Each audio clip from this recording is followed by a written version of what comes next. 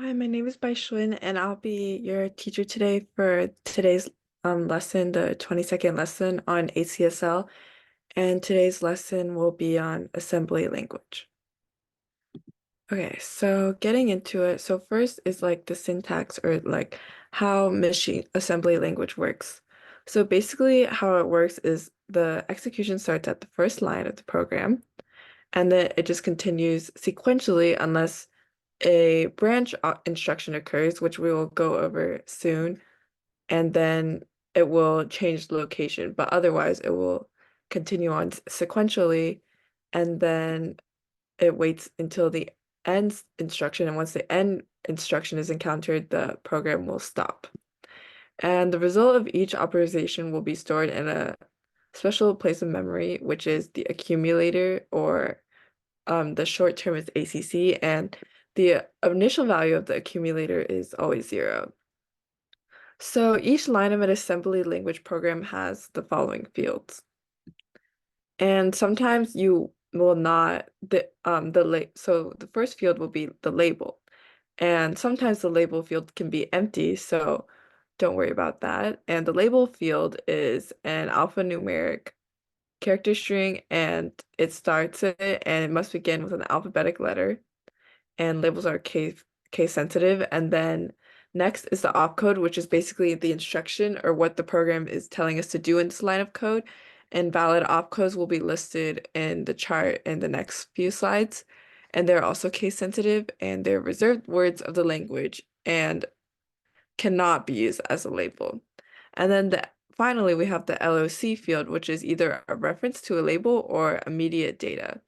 For example, load A would be putting the contents referenced by the label A into the accumulator, but we can also just use immediate data, which means we could do load =, 123, which would just store the value of 123 into the accumulator. And only these instructions that do not modify the LOC field can be used in the immediate data format. So are there any questions so far?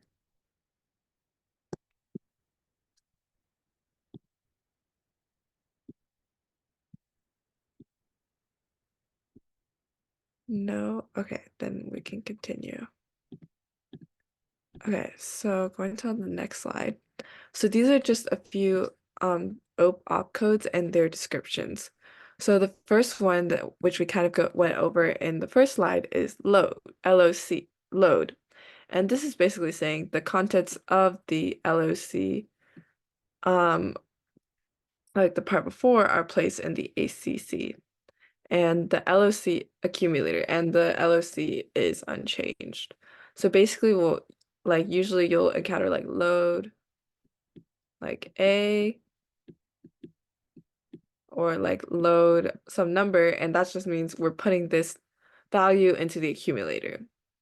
And next we have the opcode of store. And basically what store does is it places the contents inside the accumulator inside the LOC. So basically it does the opposite of load, and it takes the contents of ACC, and whatever we say, like if we say store, we'll say store some variable, and then we'll put the value inside of the accumulator into that variable. For example, store A would be putting the value inside the accumulator into the variable A. And like it says here, the accumulator will be unchanged. So next is add. So basically what this does is it adds the contents of the LOC into the contents of the accumulator, and the sum is stored in the accumulator while the LOC is unchanged. It's pretty self-explanatory. Basically, we're just adding the value into the accumulator. And the same goes with subtract and multiply and divide.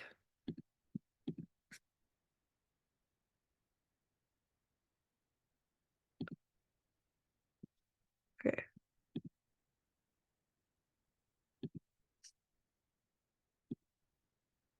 Okay, so continuing, are there any questions about these opcodes and description? Excuse me, I accidentally I misspelled I missed the beginning of the lesson. Could you please repeat like what you said? Yeah, of course. Okay, so let's go back to the beginning. You didn't miss much, so this can be pretty quick. Okay, so basically today we're gonna be talking about assembly language. And what assembly language is it's basically a bunch of code, but it's lower level and kind of like difficult to decipher. So we're going to be going over how to understand that today. So just a quick review for those who are already here. Basically, each line in a machine language will have consist of a label, an opcode, and an LOC. And the label can is usually some it's an alphanumeric string and it's case sensitive and it's just usually saying um like it'll be used as a place to like mark a flag basically, and this will make more sense when we go into the problems later. And the opcode is the instruction that the program is telling the user to do, or like what we're going to do, and the LOC is the variable that we're applying the opcode on. So that's basically what assembly language is. And basically what we do is we go through the assembly language and it goes sequentially, and then once end is encountered, we end the program. So does that make sense?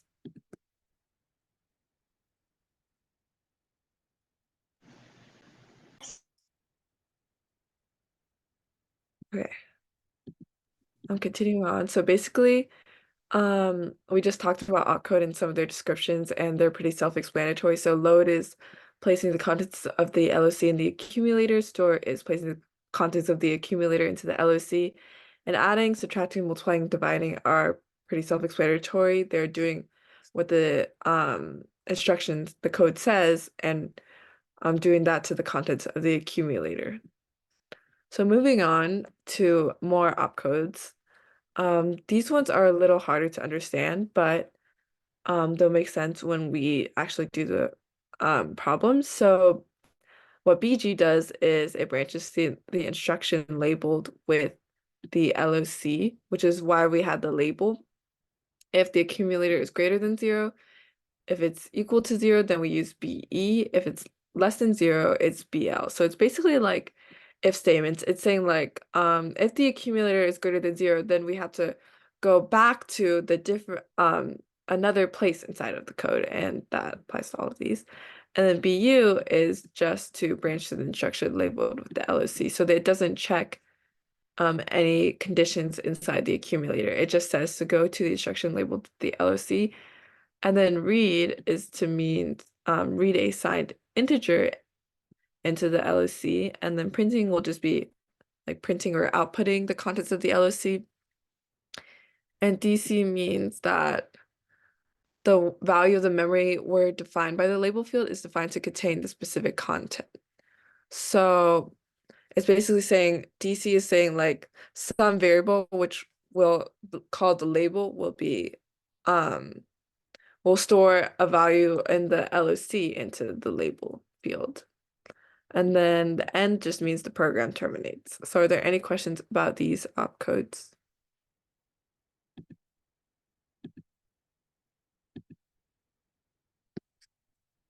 No? Okay, then let's continue.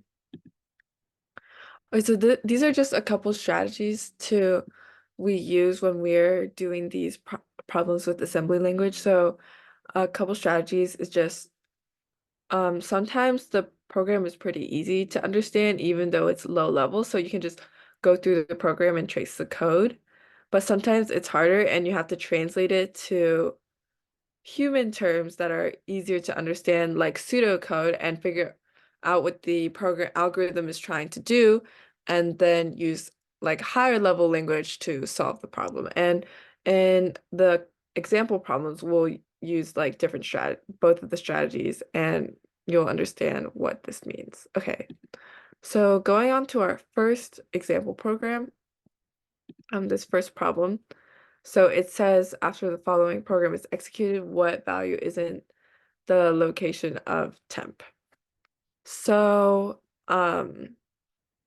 This one, it seems pretty self-explanatory, especially because there's no BGs or BUs that will like switch up the sequencing. So for this one, I would just go through each line of code and um iterate through it and then see what happens at the end of the program.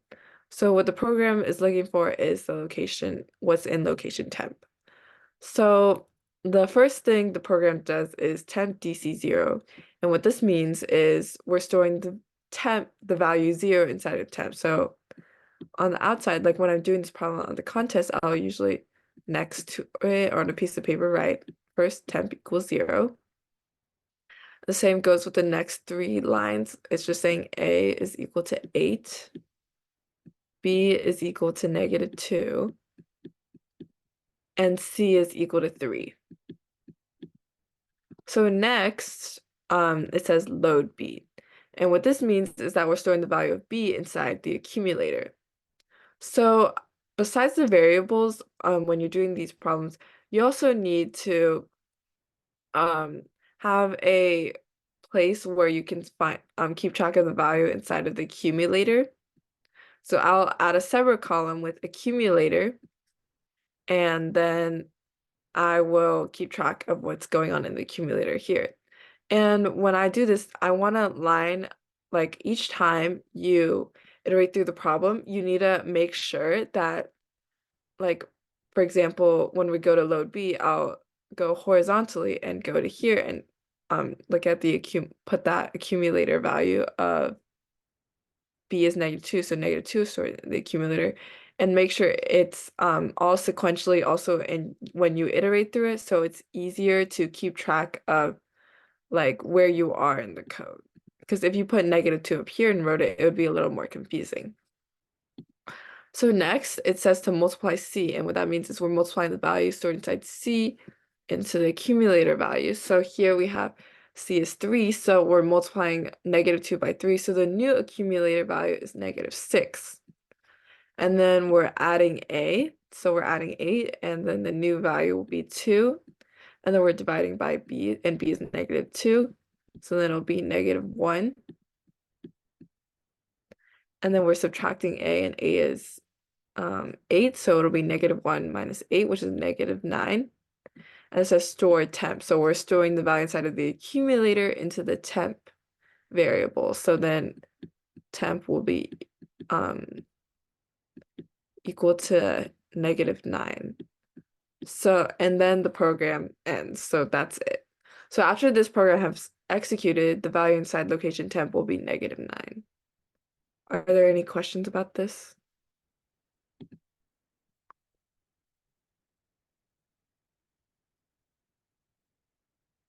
No? Okay, let's continue then.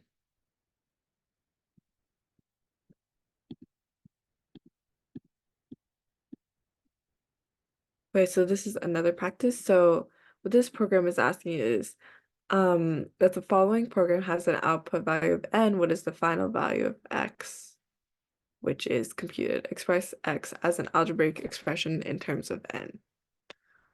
So for this program, this one, we need to apply the strategy where we figure out what this program is doing in higher level because these are all variables and uh did someone say anything? Okay. Yeah, so for this one, we need to figure out the higher level language and understand what this program is saying because all of this is like a bunch of gibberish, and if we just go through it, it will never we'll never know when to end because um x is a variable. So first let's go through the program and try to understand what's going on. So first it says read x. So basically this is like taking in the input of x. So they're basically saying we have the value of x and we're taking it inside the program. And then it says to load x, so we're putting the value of x into the accumulator.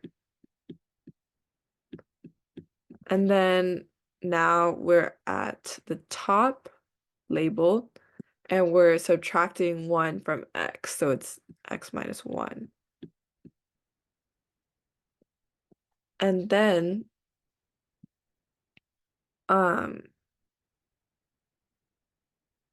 we go to check.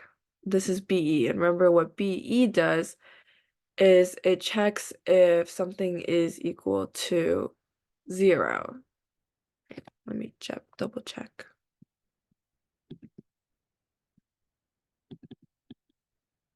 Yeah, what BE does is if it's equal to 0, then we go to the new location. So then so we check if it's equal to 0 and then we go to done because that's the place where it says to go to. And x should let's just pretend we're in a world where x minus 1 isn't 0. So we do that, then we store it inside of A. So we're storing the accumulator value into A, and what's in the accumulator right now is x minus 1, and then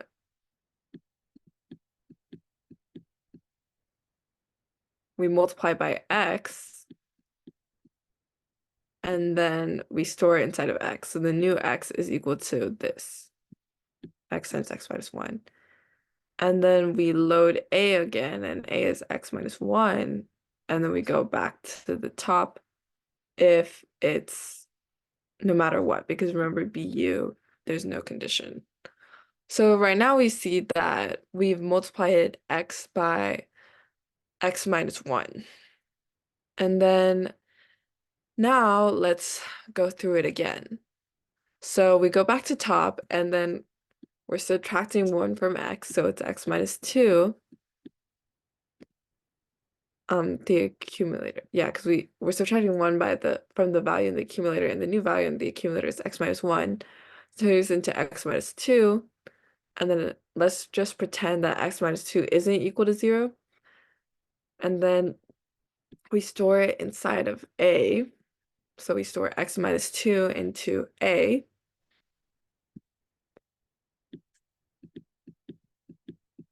And then we multiply the accumulator value by x.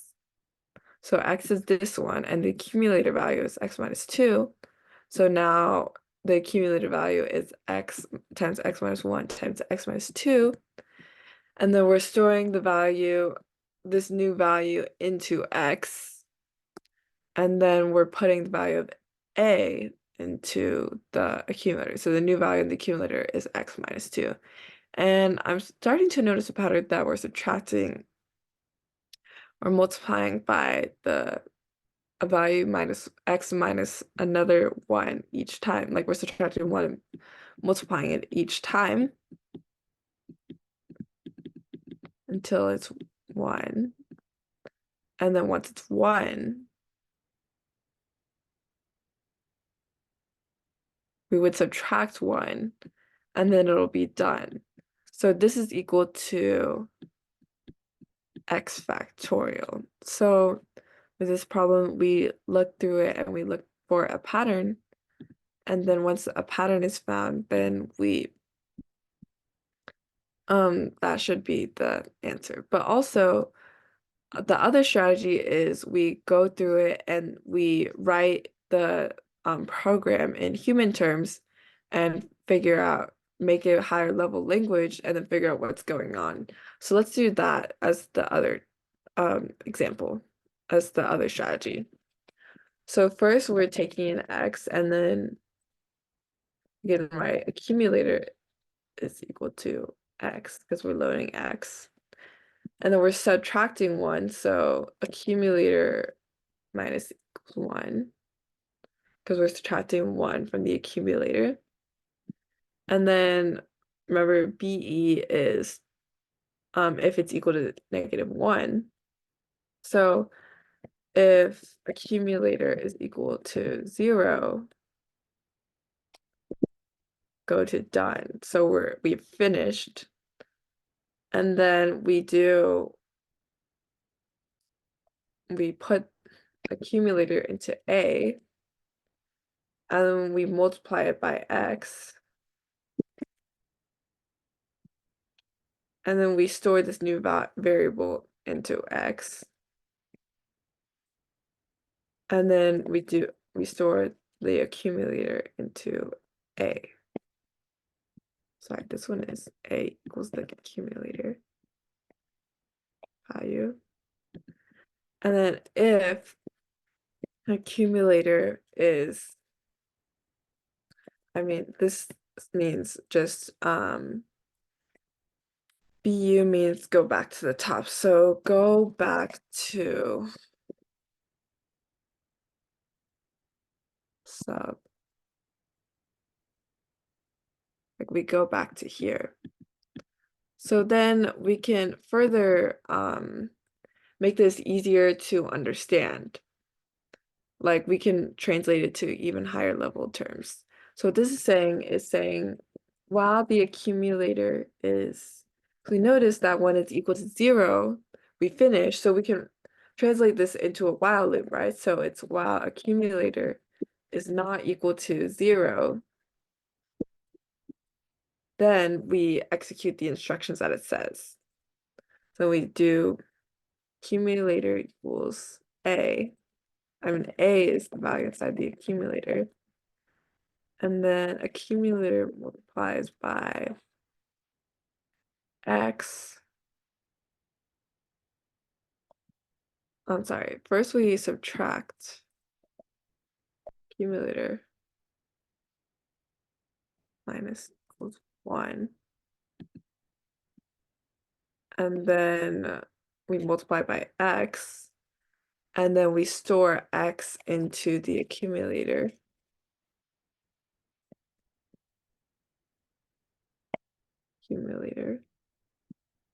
And then we load A, which means accumulator is equal to A.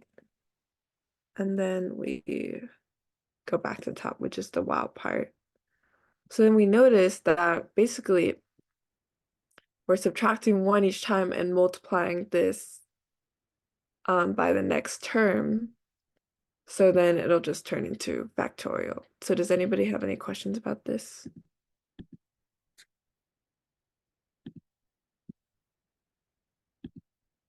No? Okay.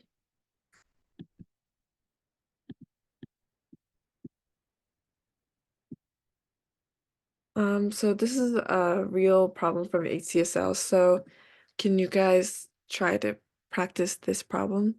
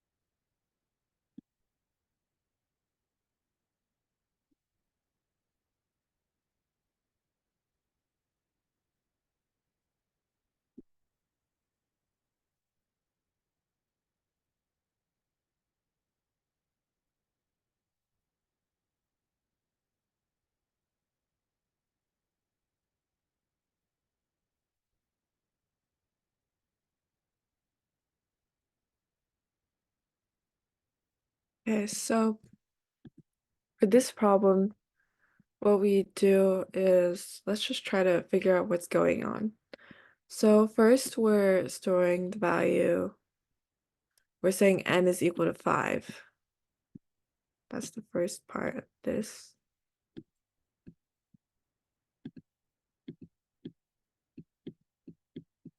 Next, we're putting the value of n into the accumulator. So accumulator is equal to 5.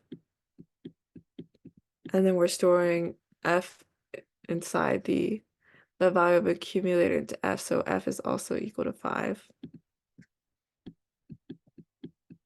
And we subtract 1 from the accumulator. So accumulator is equal to 4. And then next, we're storing the value inside the accumulator into b. So b is equal to 4. And we load f. So accumulator is equal to 5. And we multiply it by b. So accumulator is equal to 20. And then we store this into f. So f is equal to 20. And then we load b. So accumulator is 4. And then we subtract 1. This accumulator is 3. And then we encounter BE, which is if it's equal to 0, then we go to out and printf, so that's the end.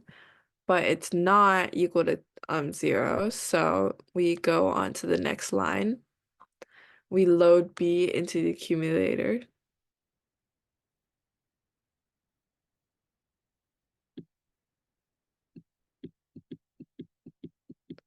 And we subtract 1. So accumulator is 3. And then now no matter what, we have to go back to the top. So we go back to here. And we store the value of the accumulator into B. So B is now equal to 3. We load F is 20.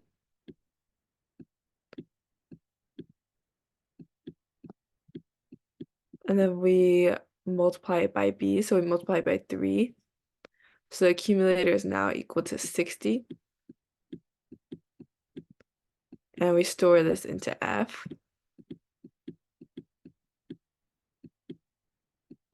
And then we load B, and B is 3.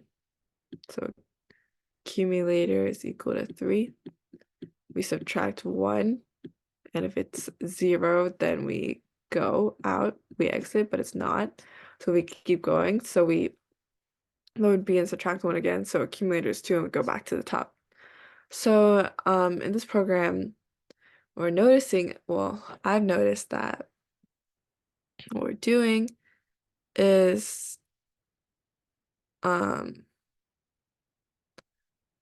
like similarly to the last problem, it's also a factorial. And because notice that we're multiplying by a new value and we're subtracting 1 each time, and then when it's 0, we leave.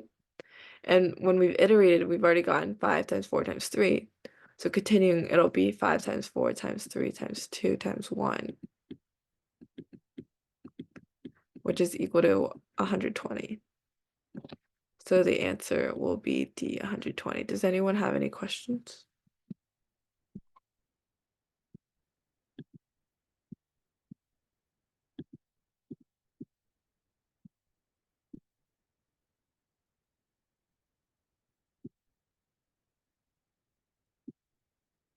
No questions?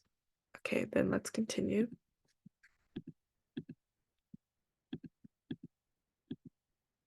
Try this problem.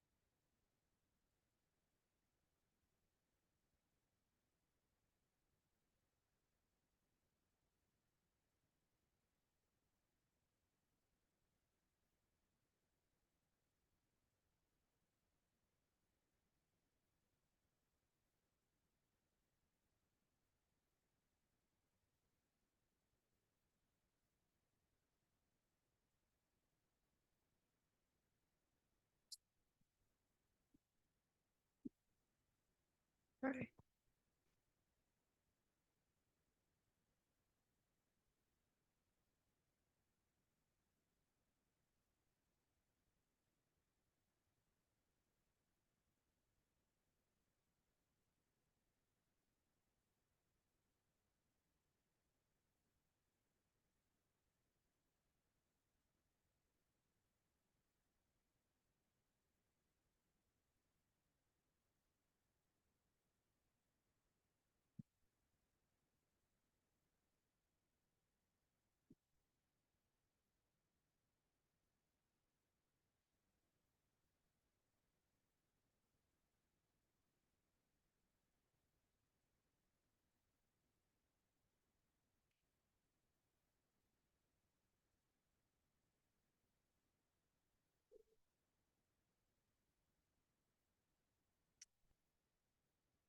Okay, so for this problem, it's a very like long progress problem. So I would go through it once and then try to see what's going on. And then once I figure out what's going on, then I'll try to find the answer. Because usually these programs have a purpose. They're not just doing like some random assortment of like code. Usually they're fulfilling like a problem like before it was doing a factorial.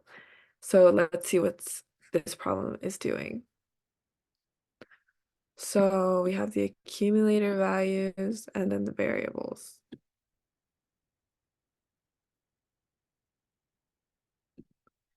Okay, so first we store A is equal to 12, B is equal to 1. And first we load A into the accumulator, so we load 12 into the accumulator and we divide by B, so the accumulator is now 12. And we store 12 into C. Then now we load B again, so B we load 1 into the accumulator and multiply C, which is 12. We store it in D. Now we load A. A is 12. And we subtract D. We subtract by 12, which is 0. Says if it's BE, we go out. We go to out. If it's 0, we go to out. And since it is 0, we're going to out and they print B. And B is 1, so we print 1. And then now we go BU, we go to the end. So then we go back to BU, we go to in. So at in, we load A. A is 12.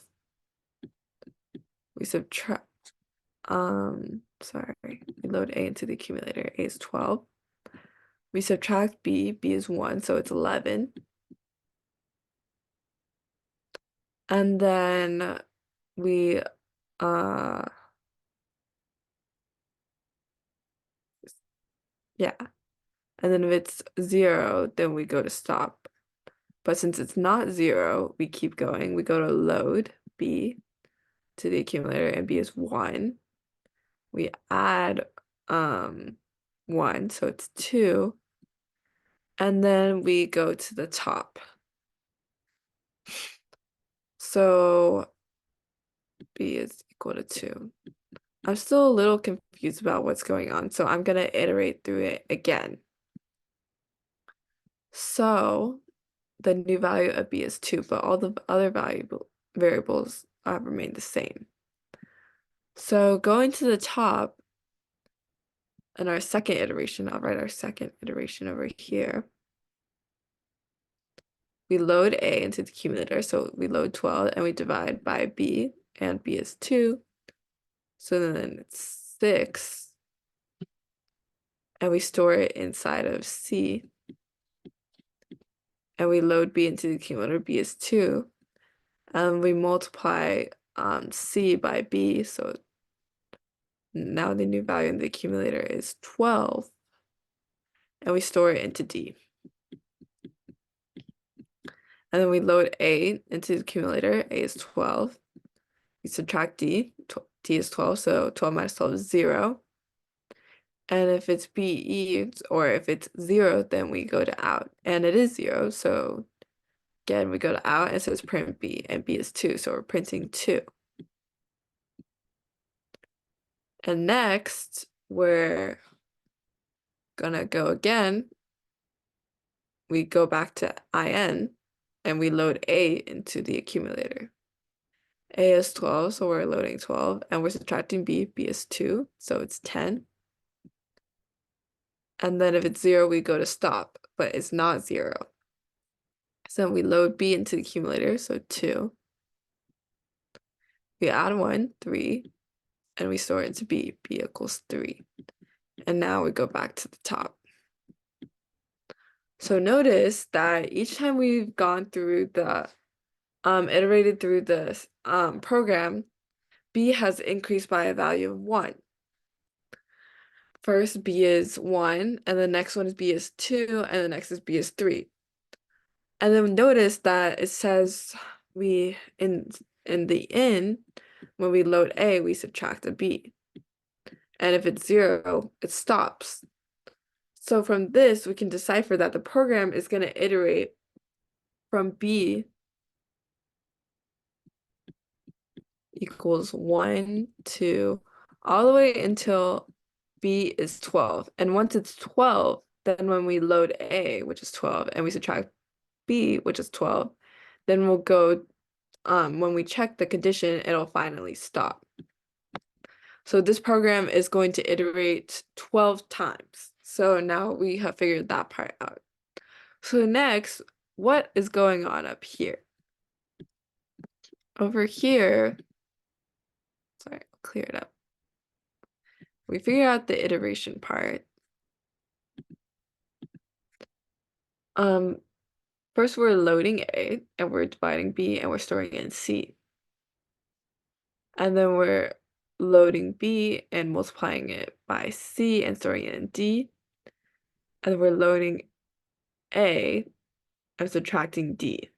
And if it's 0, we go to out. So notice again, if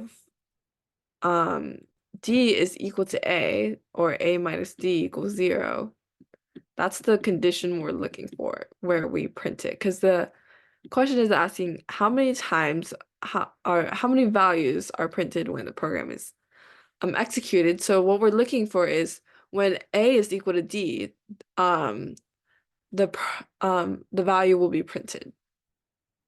So when is A equal to D?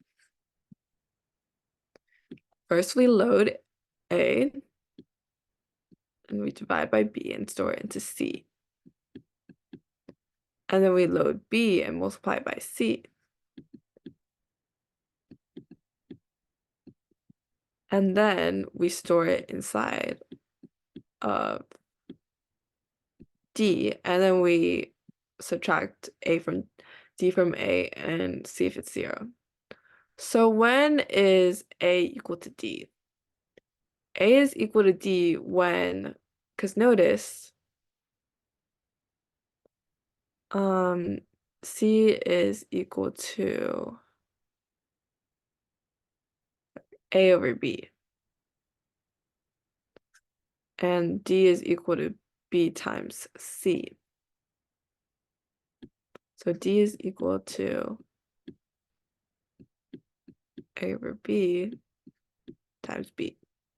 But remember, when we divide, we only find the integer part of the solution. So we're basically looking for when A over B, the integer part, times B is equal to A. So what we're looking for is when A is divisible by B.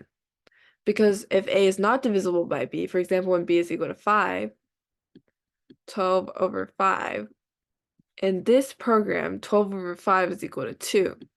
And when we multiply it by B, it'll be 10, which is not equal to 12, and it won't print.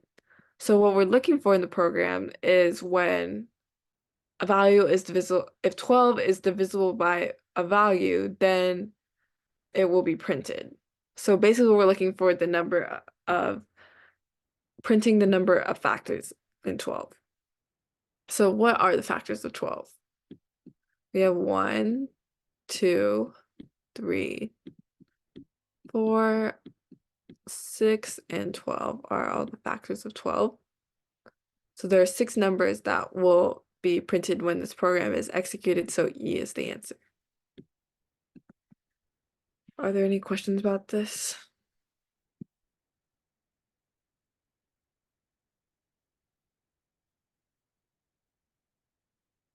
No questions? Okay, let's continue then.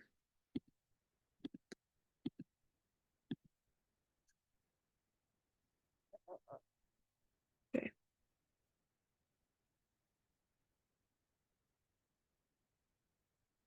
Try this problem.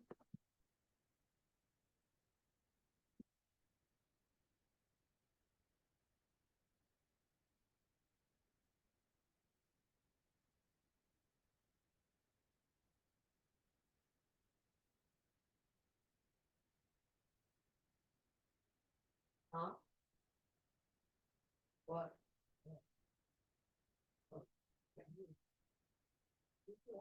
No, that was the garage door. So we get clothes.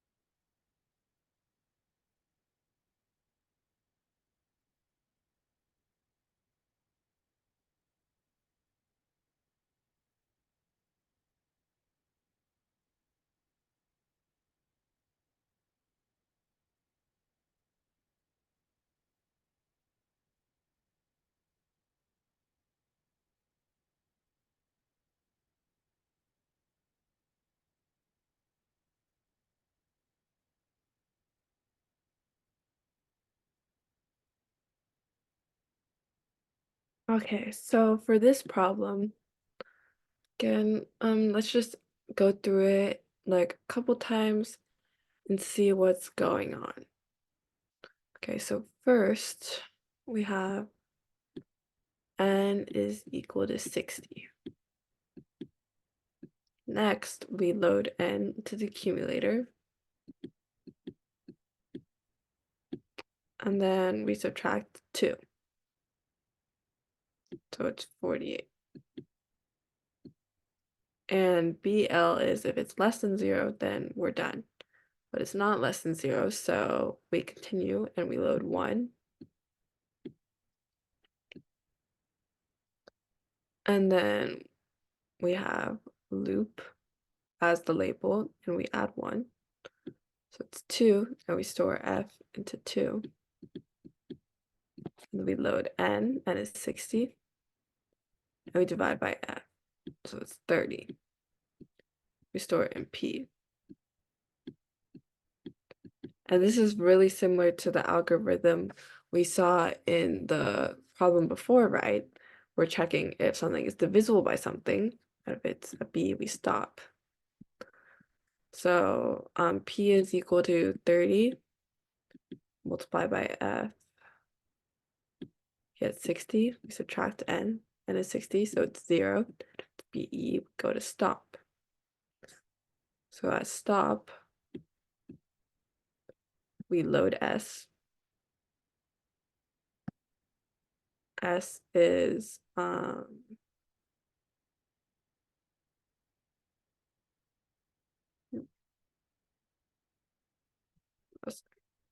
over here it says what S is.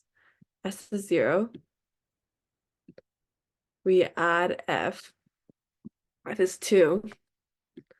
We store it into S. S is equal to 2 now. We load P. P is 30. And we store inside of N. N is now equal to 30, and we go back to the top.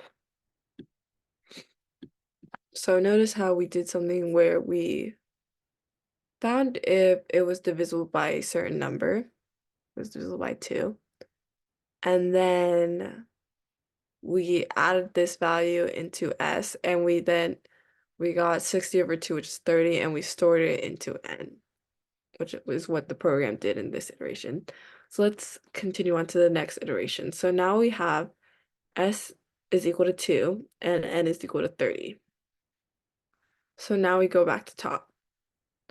So in the accumulator, we have 30 and we're subtracting 2, which is 28. And it's not less than 0, so we are not done. And then, so now we load 1 into the accumulator and we add 1, so it's 2. And we store this inside of F. F is equal to 2. And then next, we load N. N is 30. We divide by F, so 15. We store it in P. Again, this part I'll skip because we already know. We're just checking if something is divisible by 0. So this one, 30, if it's divisible by the number. So 30 is divisible by 2. So then we go to stop. And we have S is equal to 2. We load S into it. We add F. F is also 2, so we have 4. We store S, the new variable. S is equal to 4. We load P. P is equal to 30. P is equal to 15. And because remember we divided by F and we stored it into P, so it would be 30 over 2, which would be stored in P. So 15 is stored in P, and then we store 15 into N. So notice we divided by 2 again, and we added it to S. And then our new value is 60 over 2, which is 15. So there seems to be something about dividing by, if it's divisible by something, then we add it to a sum. So each condition that we've gone through, we've always encountered BE and gone to stop. But let's just see the case where we don't encounter BE. So next here, when N is 15 now, when we go through this, 15 would not be divisible by 2, so we wouldn't go to stop, we would go now to F, and we're gonna load F. F is 2. And here we go back to loop. So up here, and we add 1, so then it'll be 3. And then we check if 3 if it's divisible by 15 is divisible by 3, and it is, so then we would go down here and the new value of n would be 5. And we would have added 3 into s. So the new value of s will be 7. So what this program has been doing is it's been checking if something is divisible by, if like the number is divisible by a number, and if it is, then we divide that number and then we add it to a sum. And by doing that, I'll give a simpler understanding. So we take the 2 out and we get 30. And then s plus 2. And then we check the new number, 2, 15. And then 3 and 5. And then we add 3, and then we would add 5. What we're doing is adding all the factors in the prime factorization of 60. So then 2 plus 2 plus 3 plus 5 would be equal to 12. So the answer is 12. Does anybody have any questions on this?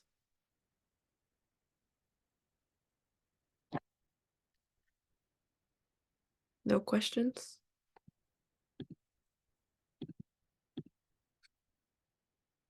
No? Okay. Let's move on then. The last problem. Okay, try this problem.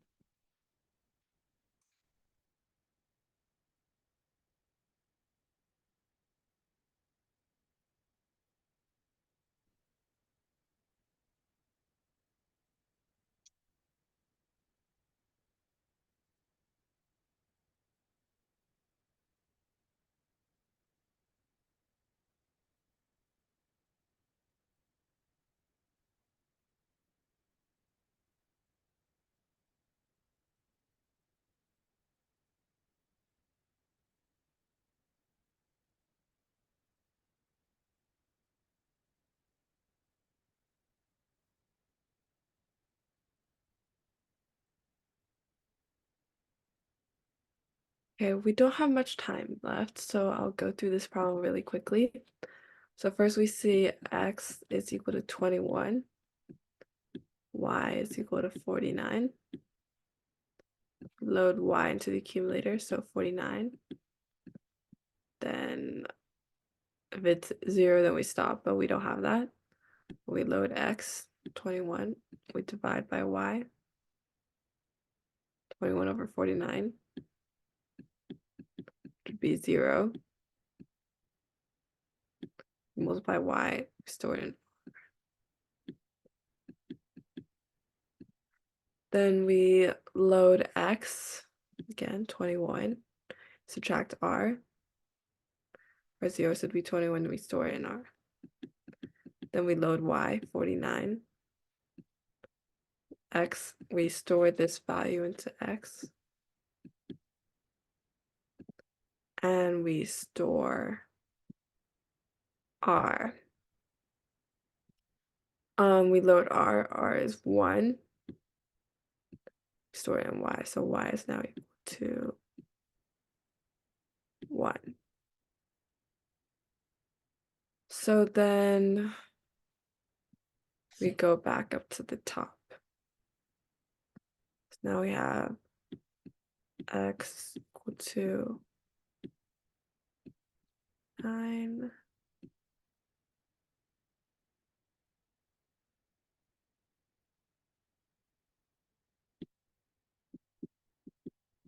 Y is equal to 21. So then continuing, we do this again. So then we have 49, and we divide by y. So the integer value of that would be 2. We multiply by y, 42. We store it inside of r.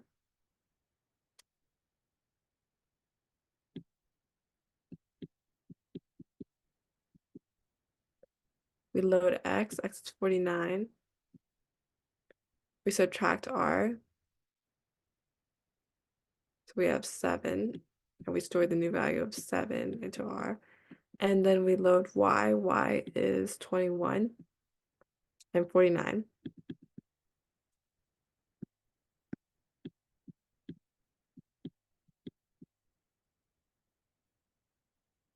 Sorry, Y is 21.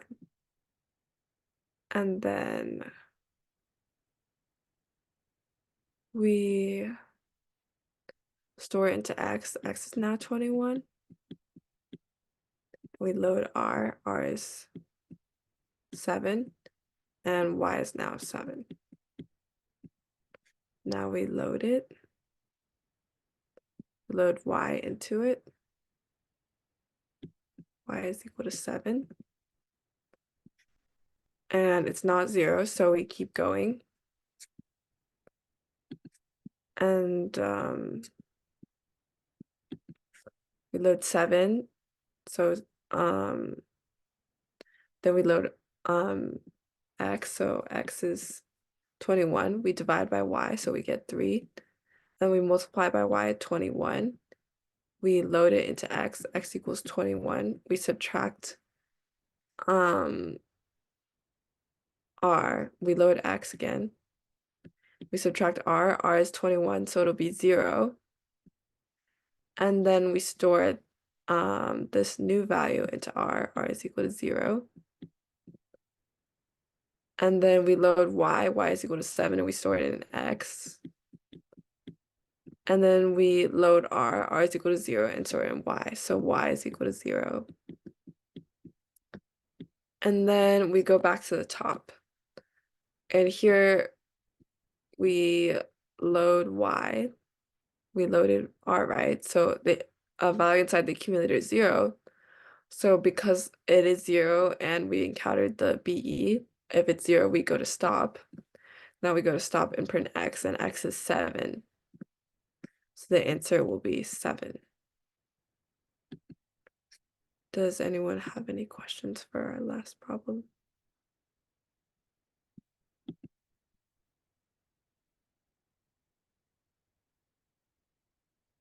No? Okay. Then that will conclude today's lesson.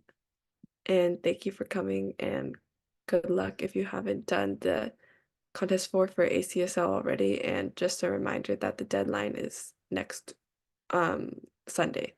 So thank you for coming. Bye. Goodbye.